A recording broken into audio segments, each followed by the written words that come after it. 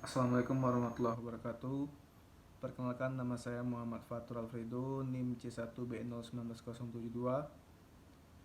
Mata kuliah Manajemen Keuangan dengan materi Manajemen Persediaan. Dosen pengampu Bapak Dr. Haji Tona Aurora Lubis, SEMM. Baiklah, langsung saja ke materi yang pertama, yaitu pengertian manajemen persediaan. Persediaan merupakan salah satu unsur penting dalam operasi perusahaan. Selain itu, persediaan dapat mempermudah dan memperlancar jalannya kegiatan normal pada suatu perusahaan yang dilakukan secara rutin untuk memproduksi barang yang selanjutnya ditimbulkan pada konsumen. Persediaan merupakan unsur yang paling aktif dalam operasi perusahaan dagang dan perusahaan industri serta perusahaan jasa. Tanpa adanya persediaan, para pengusaha akan dihadapkan pada keadaan bahwa perusahaannya pada suatu waktu tidak dapat memenuhi keinginan para pelanggannya, sehingga kontinuitas perusahaan dapat terganggu karena sumber utama pendapatan perusahaan berasal dari penjualan persediaan ini. Berarti perusahaan akan kehilangan kesempatan untuk memperoleh keuntungan yang seterusnya didapatkan. Secara garis besar, dalam perusahaan yang bergerak di dalam industri pabrik atau manufaktur, persediaan diklasifikasikan berdasarkan tahapan dalam proses produksi. Karena itu, jenis-jenis persediaan menurut Freddy Rangkuti adalah sebagai berikut. Yang pertama, persediaan bahan baku. Yang kedua, persediaan komponen-komponen rakitan. Yang ketiga, persediaan bahan pembantu atau penolong. Yang keempat, persediaan barang setengah jadi. Yang kelima, persediaan barang jadi. Selanjutnya, jenis-jenis persediaan. Adapun uraian-uraian dari jenis-jenis persediaan adalah sebagai berikut.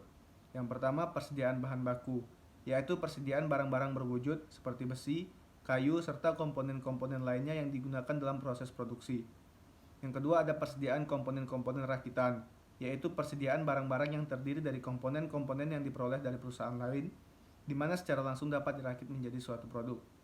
Yang ketiga, ada persediaan bahan pembantu atau penolong, yaitu persediaan barang-barang yang diperlukan dalam proses produksi, tetapi tidak merupakan bagian atau komponen barang jadi. Yang keempat, ada persediaan barang setengah jadi, yaitu persediaan barang-barang yang merupakan keluaran dari tiap-tiap bagian dalam proses produksi atau yang telah diolah menjadi suatu bentuk, tetapi masih perlu diproses lebih lanjut menjadi barang jadi. Yang kelima, ada persediaan barang jadi, yaitu persediaan barang-barang yang telah selesai diproses atau diolah dalam pabrik dan siap untuk dijual atau dikirim pada langganan. Jenis-jenis persediaan dalam suatu perusahaan menurut fungsinya dapat dibedakan atas. Yang pertama, yaitu bulk stock atau lot size inventory, adalah persediaan yang diadakan karena kita membeli atau membuat bahan-bahan atau barang-barang dalam jumlah yang lebih besar daripada jumlah yang dibutuhkan pada saat itu. Keuntungannya ada: yang pertama, potongan harga pada harga pembelian. Yang kedua, ada efisiensi produksi. Yang ketiga, ada penghematan biaya angkutan. Jenis-jenis persediaan yang kedua yaitu fluctuation stock, adalah persediaan yang diadakan untuk menghadapi fluktuasi permintaan konsumen yang tidak dapat diramalkan. Yang ketiga, ada anticipation stock, adalah persediaan yang diadakan untuk menghadapi fluktuasi permintaan yang dapat diramalkan berdasarkan pola musiman yang terdapat dalam satu tahun dan untuk menghadapi penggunaan penjualan atau permintaan yang meningkat. Tingkat-tingkat perputaran persediaan. Macam persediaan tergantung jenis perusahaan, bahan baku, barang dalam proses, barang jadi, suku cadang, dan lain-lain. Pada perusahaan manufaktur umumnya mempunyai 3 jenis persediaan, yaitu yang pertama, bahan baku atau material. Yang kedua, barang dalam proses atau barang setengah jadi. Yang ketiga, ada barang jadi. Secara umum, besar kecilnya inventory tergantung pada beberapa faktor, yaitu yang pertama, lead time, yaitu lamanya masa tunggu material yang dipesan datang. Yang kedua, ada frekuensi penggunaan bahan selama satu periode. Frekuensi pembelian yang tinggi menyebabkan jumlah inventory menjadi lebih kecil untuk satu periode pembelian. Yang ketiga, ada jumlah dana yang tersedia. Yang keempat, ada daya material.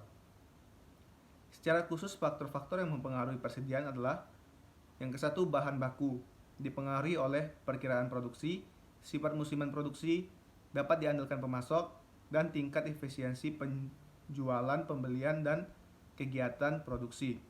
Yang kedua, barang dalam proses, dipengaruhi oleh lamanya produksi, yaitu waktu yang dibutuhkan sejak saat bahan baku masuk ke proses produksi sampai dengan saat penyelesaian barang jadi. Yang ketiga, ada barang jadi. Persediaan ini sebenarnya merupakan masalah koordinasi produksi dan penjualan. Biaya persediaan.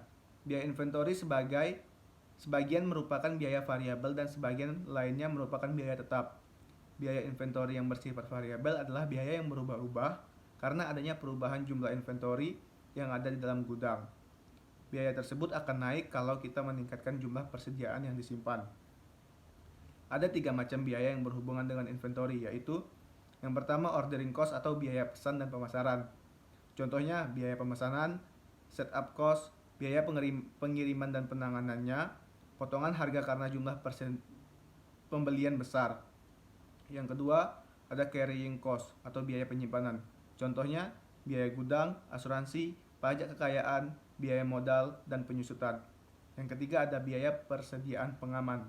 Contohnya kehilangan penjualan, kehilangan kepercayaan pelanggan, dan gangguan jadwal produksi. Reorder point. Reorder point adalah saat atau titik di mana harus diadakan pesanan lagi sedemikian rupa sehingga kedatangan atau penerimaan material yang dipesan itu adalah tepat waktu di mana persediaan di atas safety stock sama dengan 0. Dengan demikian diharapkan datangnya material yang dipesan itu tidak akan melewati waktu sehingga akan melanggar safety stock. Dalam penentuan reorder point haruslah kita memperhatikan faktor-faktor sebagai berikut. Yang pertama, penggunaan material selama tenggang waktu mendapatkan barang atau procurement lead time. Dan yang kedua ada besarnya safety stock. Baiklah, terima kasih atas perhatiannya. Wassalamualaikum warahmatullahi wabarakatuh.